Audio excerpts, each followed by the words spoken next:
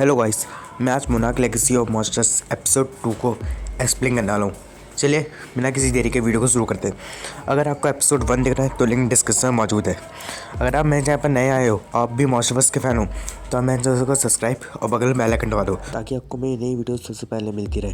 बिना किसी देरी के वीडियो को शुरू करते हैं। हमें घटना पिछले एपिसोड की यानी कि 1959 के 7 साल पहले की दिखाई जाती है, जहाँ हम सबसे पहले ली सॉ को देखते हैं, जिससे साइंटिस्ट कैको को ध्यान रखने के लिए भेजा जाता है। ली कैको से मिलता है और उसी के संग आगे बढ़ता है और कैको रास्ते में ली को बताती है कि वो यहाँ रेडिएशन की तलाश में आई है।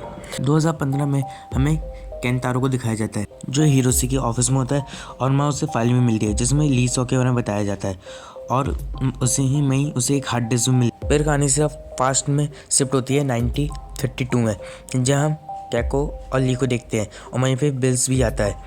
बिल्स वहाँ बताता है कि वो अमेरिकन साइंटिस्ट है और वो यहाँ पर सर्च की तलाश में आया है। उसके बाद कहानी सीधा प्रेजेंट में शिफ्ट होती है, जहाँ केट के सामने टिम आता है और टिम उससे मोनार्क की फाइल्स मांगता है, पर केट वहाँ से भाग जाती है और ध्रुवा केट को पकड़ लेती है, पर केट किसी तरीके से कार का एक्सीडेंट करवा कर वहाँ से भाग जाती है।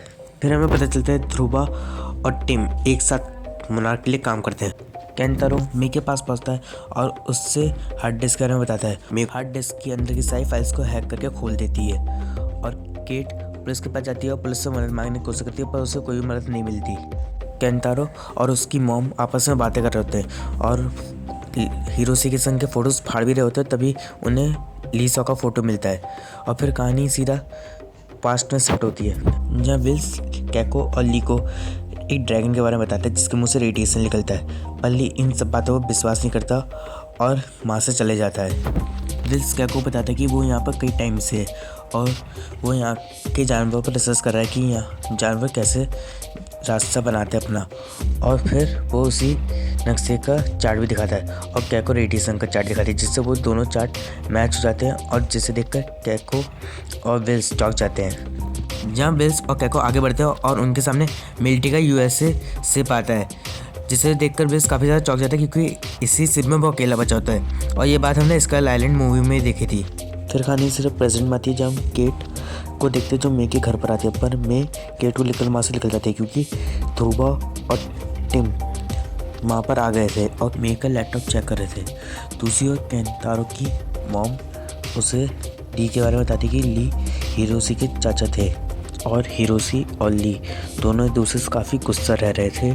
और जब केंतारो पूछता कि ली क्या अभी जिंदा है, तब उसकी मॉम बताती कि शायद से जिंदा है। इतने में वहाँ पर टिम और ध्रुवा आ जाते हैं जो उनसे मुलाकात की फाइल मांगते हैं, पर केंतारो की मॉम उसे इशारा करती है भागने का और टिम को पता चल जाता है कि ये हिरोशी के बच्चे हैं।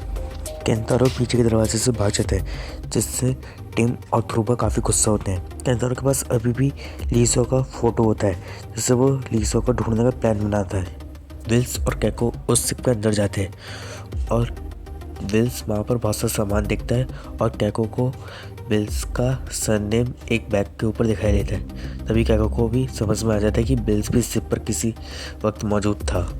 विल्स कैको को बताता है कि वो इस शिप पर सच्चाई ढूंढ रहा है, जिससे वो पूरी दिन से वो साबित कर पाएगा कि टाइटन्स इस दुनिया में हकीकत में मौजूद होते हैं। दूसरी ओर ली के पास कैको का डिवाइस रह जाता है और उसी डिवाइस से ली को बहुत ज़्यादा रेडिएशन के बारे में पता चल रहा होता है और ली को हवा में कोई बड़ी चीज़ उड़ते हुए दिखाई देती है, जिससे ली वापस विल्स और कैको के पास आ रहा होता है। कहानी अब प्रेजेंट में आती है, जहाँ मे और केट को केंतारो मिलता है और केंतारो उन्हें ली के बारे में बताता है और उन्हें अपने संग चलने के लिए कहता है। फिर हमें पास्ट में दिखाया जाता है विल्स वहाँ पर और भी कुछ ढूंढ रहा होता है, तभी उन्हें उस शिप पर सभी मरे हुए लोग बर्फ में जमे मिलते हैं, जिसे देखकर कैको काफ़ी ज़्यादा डर जाती है और उन्हें विल्स और कैको को एहसास होता है कि इस शिप पर वो अकेले नहीं है, कोई और भी है।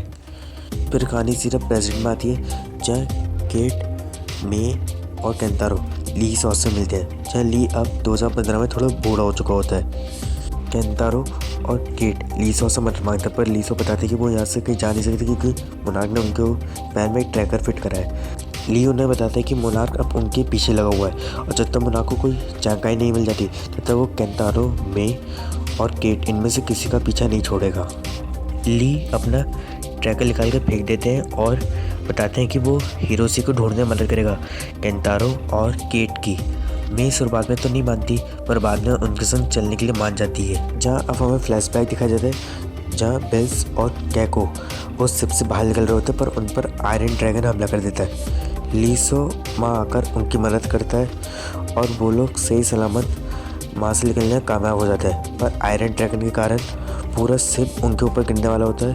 पर तब भी कैको, बिल्स और ली ये लोग जिंदा बच जाते हैं और आयरन ड्रैगन उस शिप में से बाहर आता है और एक रोल करता है और ये तीनों उसे छुप कर देख रहे होते हैं। तभी आयरन ड्रैगन अपने पंख फैलाता है और हवा में उड़ जाता है। अब ली को भी बिल्स की बातों पर यकीन हो गया था और वो ली भी मानने लगा था कि टाइटन्स हकीकत में इस दुनिया में होते हैं। ये एपिसोड यहीं पर ही ख़त्म हो जाता है। मोनार्क लेगेसी और मॉन्स्टर्स के और भी नए एपिसोड इस चैनल पर जल्दी आएंगे।